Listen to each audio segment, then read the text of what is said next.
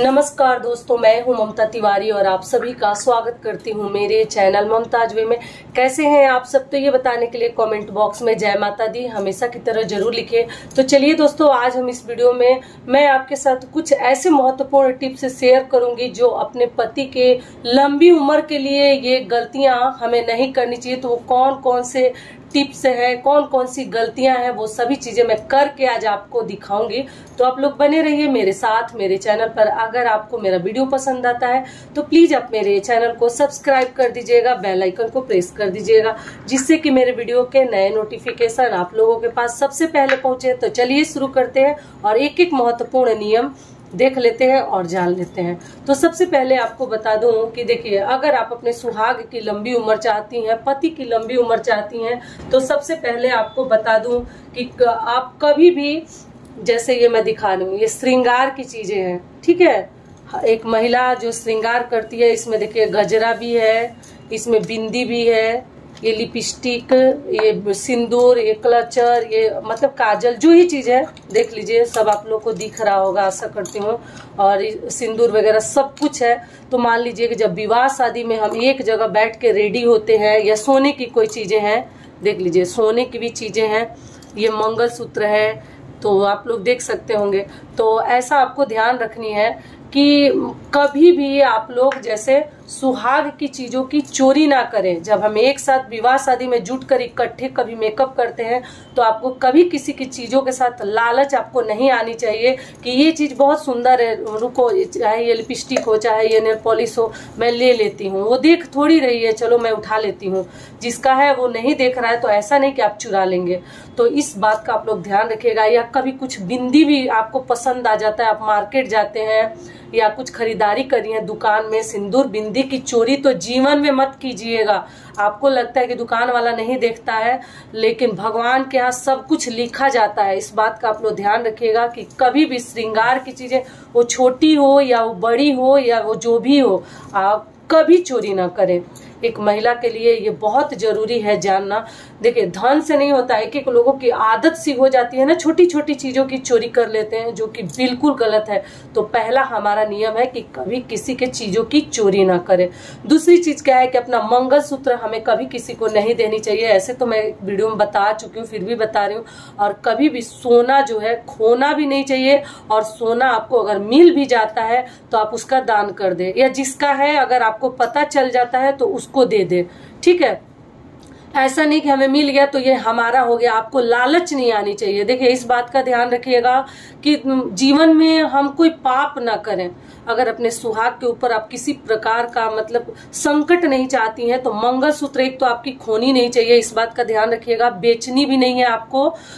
अगर रिपेयर वगैरह करा सकती हैं, बहुत ज्यादा खराब हो गया है तो उसी डिजाइन का बनवा ले, पैसा वगैरह मिलाकर, लेकिन बेचे ना। समझ में आ गया? और किसी की मिली हुई चीज, खोई हुई चीज उसको वापस कर दे, लेकिन आप कभी चोरी ना करें। अगर कुछ रास्ते घाट में भी सोने की चीजें आपको मिल जाती हैं, तो आप जो है उसको दान कर दे, जिसका है उसको दे दे, लेकिन चोरी ना करे। या पैसा भी मिल जाता है तो, क्योंकि आपका जितने का आपको मिलेगा उसके डबल आपका लेकर चला जाएगा, तो कभी नहीं। और अपनी भी सोना से आप लोग सावधान रहें कि सोना मिलना और सोना गुम होना दोनों आपके लिए शुभ नहीं होता। तो ये हो गया हमारा दूसरा नियम। और सुहाग की चीजों में आप लोग देख सकते हैं यही सभी चीजें हैं। तो मुझे एक जगह रखकर आप लोग को दिखानी थी कि कभी मन में लालच ना लाए, किसी के सोने के सामान को भी आपको मिट्टी समझनी है। तो ये हो गया हमारा दूसरा नियम। अगला नियम क्या है कि हर गुरुवार को, अगर पति से आपको प्रेम नहीं है, या पति परेशान रहते हैं, बीमार रहते हैं, या कुछ प्रॉब्लम है, तो प्रत्येक गुरुवार को आप नियम बना लीजिए कि हल्दी मिश्रित चावल लेकर आप लोग जैसे पक्षियों को जरूर डालें। नहा धो के जब आप पूजा पाठ करने जाती हैं या कर लेती हैं, तो ये हल्दी मिक्स चावल आप जरूर पक्षियों को गुरुवार के दिन जरूर खिलाएं। तो ये हो गया हमारा तीसरा नियम जो हमें ध्यान रखनी है। अगला महत्वपूर्ण कार्य क्या है कि देखिए, जैसे हम साड़ी के दुकान में जाते हैं, ऐसे साड़ी, जैसे साड़ी वाला साड़ी निकाल निकाल के हमारे सामने रख देता है, ठीक है। अब थोड़ा सा आप लोग को दिख रहा होगा। और इस प्रकार से 3-4 साड़ियां हमारे सामने, या कुर्तीज हो, या साड़ियां हो, या पेटीकोट ब्लाउज रख देते हैं। तो हमारा ऐसा स्वभाव कभी नहीं होनी चाहिए कि हम उसमें से चलो दुकान वाला नहीं देख रहा है, हम इसमें से कुछ साड़ी ले लेते हैं या कुछ चोरी कर लेते हैं, जो कि बिल्कुल गलत है। देखिए, अगर आप सुहागन महिला है तो आपको छोटी छोटी चीजों पे ध्यान रखनी चाहिए। साड़ी हो, सुहाग की चीजें हो, या जो भी हो, चूड़ी बिंदी जो भी, आप कभी लालच मत कीजिएगा। एक तो अगर उसे पता चल जाएगा तो पति का वहीं पर इंसल्ट होता है, ठीक है। दूसरी चीज क्या है कि ये भगवान के यहाँ सब लिखा जाता है कि आपने क्या चोरी किया है और क्या दान किया है। तो कभी भी दुकानदार या साड़ी वाले के सामने से आप कभी भी कोई कपड़ा वगैरह ना चुराएं। कई लोगों की आदत होती है, दुकान में जाते हैं या मेला में जाते हैं, अगर वो बहुत सारी चीज दिखाने लगते हैं, बिजी हो जाते हैं, तो कई लोग जो है उठा लेते हैं, दबा लेते हैं, जो कि बिल्कुल गलत है। तो इस बात का आप लोग ध्यान रखिएगा। तो ये हो गया हमारा चौथा नियम, ठीक है। और पांचवा नियम क्या है कि देखिए, कभी भी आपके पति से आप लोग पैसा मांगती हैं या घर खर्च के लिए पति कभी कुछ देकर जाते हैं, फी के लिए, दूध के लिए, तो उनके हाथों से पैसा अपने हाथ में कभी ना ले। ऐसा नहीं कि हम ऐसे पकड़ा रहे हैं पति और हम अपने हाथ में ले लिए, कभी भी उनके हाथ से अपने हाथ में ना ले। ऐसा माना जाता है ना कि हमारे बड़े बुजुर्ग कहते हैं कि अगर पति या आपका बेटा आपके हाथ में पैसा देते हैं तो वो अपने कर्ज से मुक्त होना चाहते हैं, तो कभी अपने हाथ में उनके हाथ से ना ले। आप नीचे देखिए, जमीन पे मैं नहीं रखूंगी, फिर आप लोग कहेंगे कि जमीन पे लक्ष्मी को रख रही हैं, तो जमीन पे ना रखें। लेकिन पैसा कभी भी अपने जहां भी टेबल हो, बिस्तर हो या कहीं भी आप रखवा लीजिए, लेकिन उनके हाथ से अपने हाथ में आपको डायरेक्ट नहीं लेनी चाहिए। तो ये हो गया हमारा पांचवा नियम, ठीक है। छठा नियम क्या है कि किसी भी गलत दिन पे अपने बालों में सुहागन महिलाओं को कैंची नहीं लगानी चाहिए। गलत दिन मतलब क्या? शनिवार, मंगलवार और आपको गुरुवार को कैंची भी नहीं लगानी है और थ्रेडिंग भी आपको नहीं करनी है। इस बात का ध्यान रखिएगा कि आप गलत दिनों पे जाके पार्लर में अपना बाल ना कटवाए। पहले जमाने में तो लोग कटवाते ही नहीं थे, लेकिन आजकल लोग जो है कटवा लेते हैं हेयर फॉल की वजह से। तो कभी भी आप सीजर वगैरह गलत दिनों पे कभी ना लगाए। अमावस्या, पूर्णिमा, एकादशी, मंगलवार, गुरुवार और शनिवार के दिन नोट करके रख लीजिएगा कि आपको उस दिन थ्रेडिंग करवानी है। बहुत इमरजेंसी पड़ जाए तब थ्रेडिंग वगैरह करवा ले, लेकिन बालों में कैंची आपको नहीं लगानी चाहिए, ठीक है। इस बात का आप लोग ध्यान रखिएगा। और रविवार को भी नहीं लगाते हैं, अगर आपसे बचे तो बचाइए, लेकिन रविवार को मतलब प्रत्येक आदमी की छुट्टी रहती है। महिलाओं की जो वर्किंग लेडीज है तो रविवार को ही फ्री रहती हैं तो करवा लेती हैं, लेकिन बाकी दिनों के में आपको न हेयर कट करवानी है, न नेल काटनी है, न हेयर वॉश करनी है, इसमें न सीजर लगवानी है। इस बात का ध्यान रखिएगा और न थ्रेडिंग करवानी है। तो ये हो गया हमारा छठा नियम। देखते चलिए आप लोग। और सातवां नियम क्या है कि कभी भी अपने पैरों से आप लोग बिछुआ और पायल कभी ना उतारें, ठीक है। इस बात का ध्यान रखिएगा।